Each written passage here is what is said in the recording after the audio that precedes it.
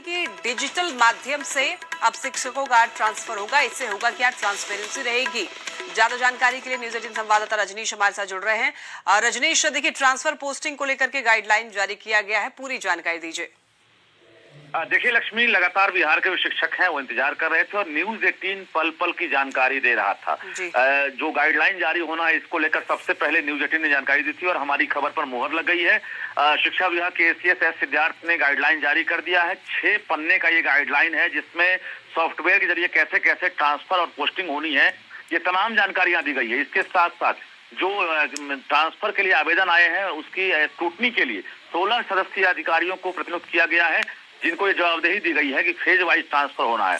सबसे पहले हम बता दें, जो शिक्षक अभी जानना चाहते हैं कि शेड्यूल अभी जारी नहीं किया गया है, क्योंकि ट्रांसफर का पहला फेज का ड्यूरेशन क्या होगा, दूसरा क्या होगा, तो न्यूज 18 सबसे पहले जानकारी दे रहा है कि इसी महीने में 20 फरवरी से पहले फेज का ट्रांसफर होगा। यानी जो दिव्यांग हैं, कैंसर पीड़ित हैं, हृदय रोगी हैं और पहले फेज में जो भी शिक्षक शामिल हैं उनका ट्रांसफर 20 फरवरी से पहले लिस्ट जारी कर दिया जाएगा। दूसरे फेज वाले जो है उनकी प्रक्रिया भी शुरू होगी।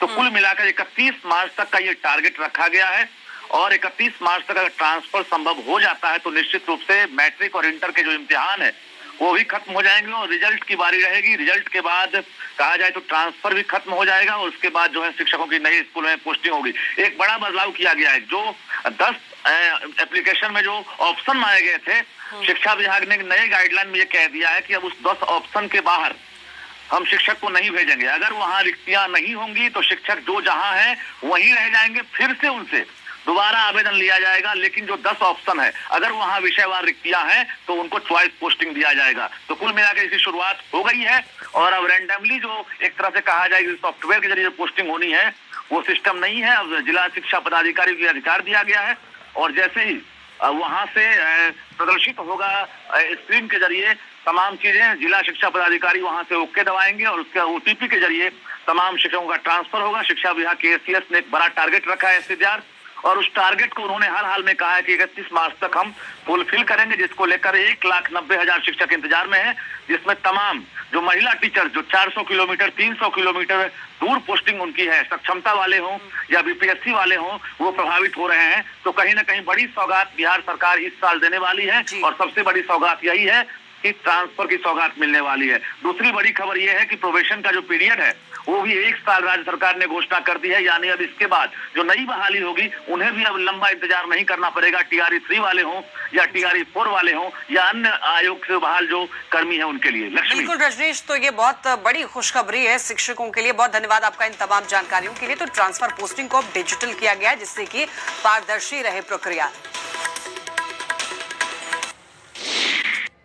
पटना से एक बड़ी खबर मिल रही है। देखिए न्यूज 18 की खबर पर मुहर लग गई है। ट्रांसफर पोस्टिंग को लेकर के गाइडलाइन जारी किया गया। शिक्षा विभाग ने गाइडलाइन जारी किया है। अब सॉफ्टवेयर से ही शिक्षकों का ट्रांसफर होगा। फेज वाइज शिक्षकों का ट्रांसफर किया जाएगा। तो बिहार सरकार ने देखिए शिक्षकों के ट्रांसफर और पोस्टिंग की प्रक्रिया को डिजिटल किया है। इससे प्रक्रिया पारदर्शी और तेज भी होगी। तो सॉफ्टवेयर के माध्यम से ट्रांसफर प्रक्रिया जो है वो पूरी की जाएगी। तो जानकारी मिल रही है फेज वाइज शिक्षकों का ट्रांसफर होगा। ट्रांसफर के आवेदन की स्क्रूटनी के लिए 16 पदाधिकारी प्रतिनियुक्त हुए हैं और 4 चरणों में होगा। बीपीएससी और सक्षमता पास परीक्षा शिक्षकों का ट्रांसफर। कुल 1,90,000 शिक्षकों ने आवेदन दिया है और सभी लोगों का जो है वो सॉफ्टवेयर के जरिए ही ट्रांसफर होगा। यानी कि डिजिटल माध्यम से अब शिक्षकों का ट्रांसफर होगा। इससे होगा क्या, ट्रांसपेरेंसी रहेगी। ज्यादा जानकारी के लिए न्यूज 18 संवाददाता रजनीश हमारे साथ जुड़ रहे हैं। रजनीश,